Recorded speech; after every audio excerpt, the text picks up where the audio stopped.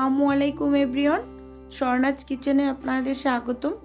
আজকে আমি আপনাদের সাথে পারফেক্ট একটা ছোলা ভুনার রেসিপি শেয়ার করব। আশা করি আপনাদের কাছে খুবই ভালো লাগবে। চলুন তাহলে শুরু করা যাক। এখানে আমি বেশ কিছুটা পরিমাণ ছোলা আগে থেকে ভিজিয়ে সেদ্ধ করে নিয়েছি, আর নিয়ে নিয়েছি মুরগির বুকের মাংস, ছোট ছোট পিস করে কেটে নিয়েছি। পেঁয়াজ কাঁচামরিচ কুচি করে নিয়েছি। একটা গাজরের অর্ধেকটা নিয়ে নিয়েছি। আলু নিয়ে নিয়েছি, আলুগুলোকে ছোট ছোট পিস করে কেটে নিয়েছি। টমেটো নিয়েছি অর্ধেকটা পরিমাণ। এখন চুলোতে প্যান বসিয়ে এর মাঝে পরিমাণ মতো তেল দিয়ে দিলাম। তেলটা গরম হয়ে আসার পর এর মাঝে দিয়ে দিলাম গরম মশলা। এখন একটু হালকা ভেজে নেব। ভেজে নেওয়া হয়ে গেলে পেঁয়াজ কাঁচামরিচ কুচি দিয়ে দেব। 1 মিনিটের মতো এগুলোকে একটু ভেজে নেব। ভেজে নেওয়া হয়ে গেলে এ পর্যায়ে আমি স্বাদ মতো কিছুটা লবণ দিয়ে দিলাম। নেড়ে চেড়ে ভালোভাবে মিশিয়ে নেব।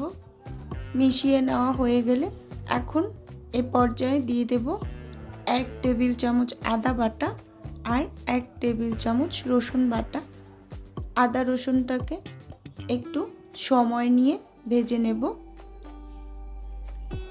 ভেজে নেওয়া হয়ে গেলে এখন এর মাঝে দিয়ে দেব 1 টেবিল চামচ হলুদ গুঁড়ো, 1 টেবিল চামচ মরিচ গুঁড়ো, 1 টেবিল চামচ ধনিয়া গুঁড়ো, আর দিয়ে দেব 1 টেবিল চামচ জিরা গুঁড়ো। এখন এগুলোকে ভালোভাবে নেড়ে চেড়ে মিশিয়ে নিই। মিশিয়ে নেওয়া হয়ে গেলে এর মাঝে দিয়ে দেব সামান্য একটু পানি। পানিটা দিয়ে মশলাটাকে একটু কষিয়ে নেব। কষিয়ে নেওয়া হয়ে গেলে আমি এই পর্যায়ে দিয়ে দেব 1 টেবিল চামচ গরম মশলা গুঁড়ো।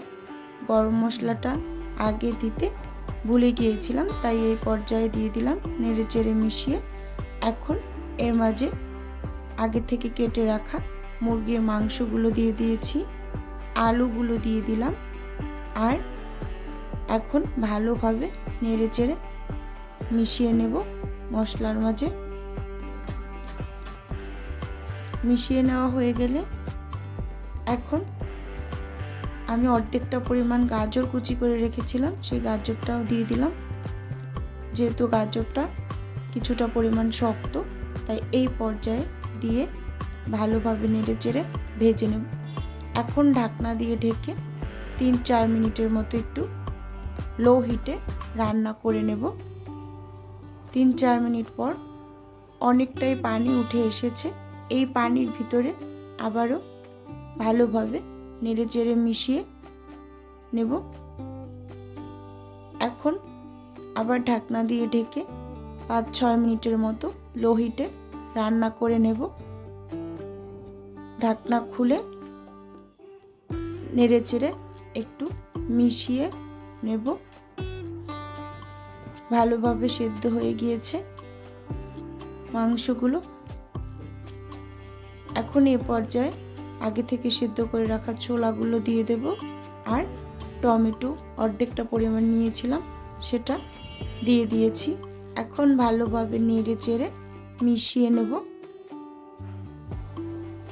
মিশিয়ে নিতে নিতে ভিউয়ার্স আপুদের উদ্দেশ্যে একটাই অনুরোধ, প্লিজ ভিডিওটা না টেনে সম্পূর্ণটা দেখার অনুরোধ রইল। আর ভিডিওর কোনো অংশ যদি ভালো লেগে যায় তাহলে প্লিজ লাইক দিয়ে চ্যানেলটি সাবস্ক্রাইব করে পাশে থাকবেন। ভিডিওটা দেখা শুরু করার আগে অবশ্যই একটা লাইক দিয়ে কন্টিনিউ করবেন। এখন কিছুটা পরিমাণ পানি দিয়ে ঢাকনা দিয়ে ঢেকে আমি কিছুক্ষণ লো হিটে রান্না করে নিয়েছি। এখন ঢাকনা খুলে ভালোভাবে নেড়ে চেড়ে আমি উপর থেকে কিছুটা ধনিয়া পাতা দিয়ে দেব। ধনিয়া পাতাটা দিয়ে ভালোভাবে নেড়ে চেড়ে মিশিয়ে নেব। মিশিয়ে নেওয়া হয়ে গেলে এর উপর আমি আবার ঢাকনা দিয়ে ঢেকে 2-2.5 মিনিটের মতো একটু রান্না করে নেব। 2-2.5 মিনিট পর ঢাকনা খুলে একটু ভালোভাবে নেড়ে চেড়ে মিশিয়ে নিয়েছি। এই অবস্থাতে আমি লবণটা চেক করে নিয়েছি, লবণটা ঠিকঠাক পারফেক্ট আছে। এখন আমি চুলাটা বন্ধ করে একটু সার্ভ করে দেখাচ্ছি। দেখুন এটা দেখতে কতটা সুন্দর হয়েছে এবং খেতে অসম্ভব মজা হয়। আজকের ভিডিও এই পর্যন্তই, দেখা হবে অন্য কোনো ভিডিওতে। সে পর্যন্ত সবাই ভালো থাকুন, সুস্থ থাকুন। আল্লাহ হাফেজ। আসসালামু আলাইকুম।